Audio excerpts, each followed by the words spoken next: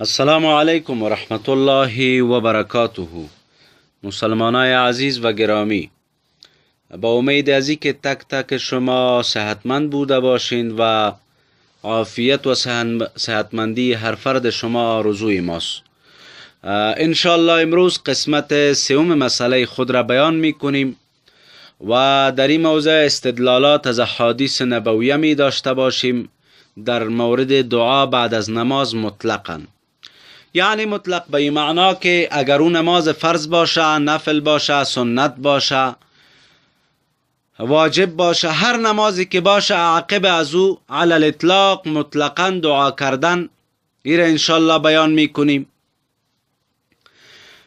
و این را باید بدانیم که پیامبر صلی الله علیه و سلم وقتی که کسی اسلام می آورد صحابه کرام، یعنی کسی صحابی می شد و به دست پیامبر صلی الله علیه و سلم دست بیعت می داد و مسلمان می شد، پیامبر علیه السلام برایش چند چیز تعلیم می داد.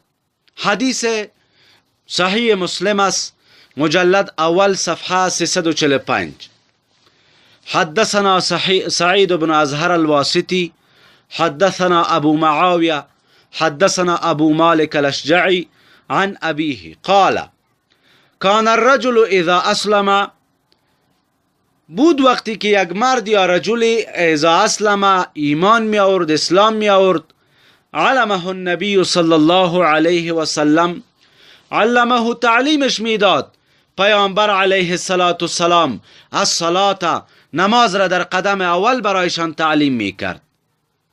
بعد از تعلیم نماز در قدم دوم، ثم امره ان یدعو، بعد از او امر می فرمود برایش که ان یدعو به هؤلاء الکلمات، که دعا بکنه بعد از نماز خود به این کلمات: اللهم اغفر لی، ای بار الها مرا مغفرت بکو، وارحمنی، ای بار الها بالای مرا رحمت بکو، واهدنی و مرا هدایت بکو، وعافنی وارزقنی، برای معافیت صحت و تن سالم، عافیت قلب و صحت همه نصیب بگردان، وارزقنی، و برای من رزق نصیب بگردان. پس رسول صلی الله علیه و سلم در قدم دوم ای که تعلیم نماز را می کرد، بعد از او برایش تعلیم دعا و امر می فرمود که دعا و کلمات را بعد از نماز انجام بدی. پس این دلالت بر این مسئله داره که رسول علیه السلام اهتمام زیاد بر این مسئله داشته و این هم ثبوت شد که دعا بعد از نماز، او اگر نماز واجب می بود، نفل می بود و هر دعای نمازی که می بود، رسول علیه السلام این را برایش تعلیم داد. سنن ابی داود است، به دست دارم، مجلد اول صفحه 213 هست. حدثنا مسدد حدثنا ابو عوانه.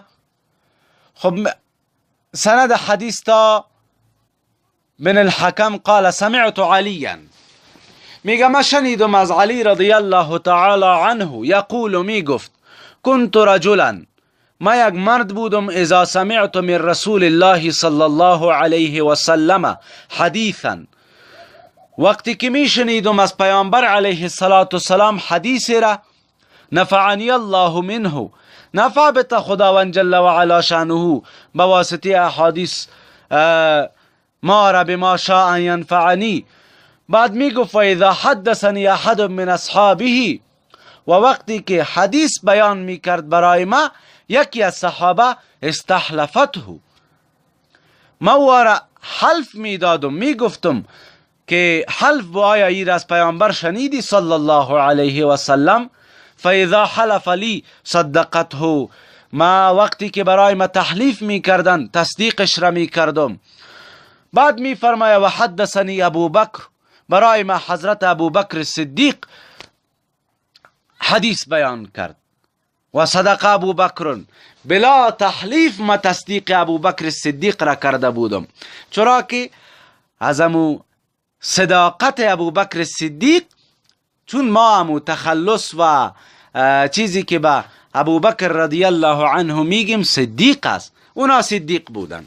پس بنا مدانستم صدقش بلا حلف میگه، بعد حدیث بیان میکنه که سمعت رسول الله صلی الله علیه و سلم، گفت ابو بکر صدیق شنیدم از پیامبر علیه السلام یقول میگفت ما من عبد، نیست یک بنده ای که یزنب و ذنبا، یک گناهی را انجام بده، فیحسن الطهور، بعد خوب وضو بگیره، وضوی سالم و صفا و پاک درست وضو بگیره به طریق تام، ثم یقوم، بعد از او استاده شوه، فیصلی رکعتین، 2 رکعت نماز بخوانه، ثم یستغفر الله، بعد از او مغفرت طلب بکنه الله تبارک و تعالی، در او گناهی که کرده مغفرت طلب بکنه و با الله تبارک و تعالی عاجزی تضرع را پیش بکنه. بعد می فرماید الا غفر الله له، مگر که خداوند جل و علا اگر کس امطور بکنه مغفرتش میکنه. ثم قرأ هذه الآیه، بعد از ابو بکر صدیق رضی الله عنه ای آیت را تلاوت کرد که استعیذ بالله والذین اذا فعلوا فاحشة او ظلموا انفسهم الى آخر الآیه، ای آیه کریمه را تلاوت کرد. پس دوستا این نماز نفل است. ببینین یک کسی گناه انجام میده، بعد از او وضو میکنه، 2 رکعت میخوانه، این 2 رکعت خو نفل میشه. پس که این نفل میخوانه، بعد دعا میکنه، طلب استغفار میکنه. ما ایره ثابت میکنیم در درس بعدی که در دعا رفع یدین میباشه، دستا بلند میشه و به الله تبارک و تعالی به طرف آسمان، که آسمان مرجع قبولیت و استجابت دعا هست. چنانی که مکه مکرمه و حرم الله، یعنی امو خانه کعبه شریفه، او از برای سجده یک قبله هست، قبله دعا آسمان هست. پس از این جهت انشاءالله ما او را هم با ثابت میکنیم. کتاب دیگری به دست دارم، سنن کبرا، با معذرت سنن دارقطنی. سنن دارقطنی حدیث را بیان کرده. مجلد اول صفحه 566 هست، حدیث نمبر 1531 کتاب ما. همین حدیث را سنن کبرای بیهقی مجلد دوم صفحه 488 روایت کرده. معجم کبیر طبرانی مجلد 13 صفحه 229 روایت کرده. خیر، میایم به حدیث. عن الفضل بن عباس رضی الله عنه می فرماید عن رسول الله صلی الله علیه و سلم، پیامبر علیه السلام نقل میکنه از پیامبر علیه السلام، الصلاة مثنا مثنا، نماز 2 رکعت است. و الفاظ سنن دارقطنی به این شکل است: الصلاة مثنا مثنا ان تشهد فی کل رکعتین، ای که شهادت بتی، تشهد بخوانی در هر رکعت، و تضرع و تخشع و تمسکن و تقنع بیدیک. می فرمایی که تخشع، تضرع، یعنی تضرع و تخشع به این معنا، تضرع عاجزی همو ظاهری و باطنی و یکی به یکی حمل میشه و یکی به هر دو دلالت میکنه، که یا هم تخشع و یا هم تضرع.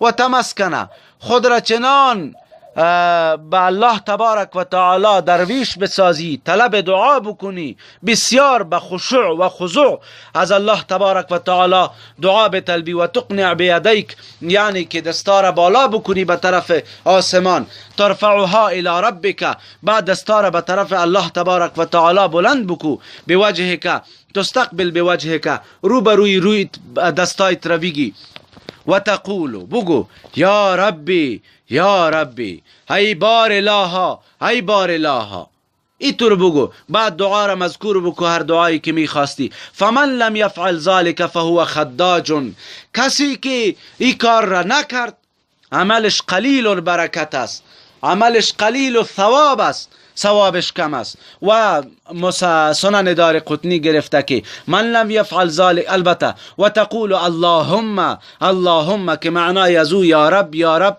هر دو یک معنا را دلالت میکنه. فمن لم یفعل ذلك فهی خداج، کسی که عمل را انجام نداد خداج است، یعنی عملش ناتمام، ابتر و دنبریده هست، قلیل البرکت هست.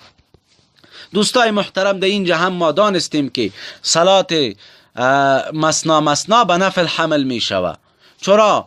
ما خو صلات فرضی 4 رکعت هم داریم، نماز پیشین 4 رکعت است، نماز دیگر 4 رکعت است، نماز شام 30 رکعت است، نماز خفتن 4 رکعت فرایضش البته 4 رکعتی هم داریم و 3 رکعتی، اما این به نفل حمل میشه و به طریق تام و به فرضم حملش می او فرایضی که 2 رکعتی باشه، مثلا نماز خب که دعا بعد از او ثبوتش میه، مشکل نداره. بس اینجا حمل ازی که به نماز نفل شوه، بعد از نفل الله تبارک و تعالی دعا را قبول میکنه و پیامبر علیه السلام تعلیم ایره داده کسی که بعد از نفل ای دعا را نکنه چی میشه؟ خداج، عملش قلیل البرکت هست.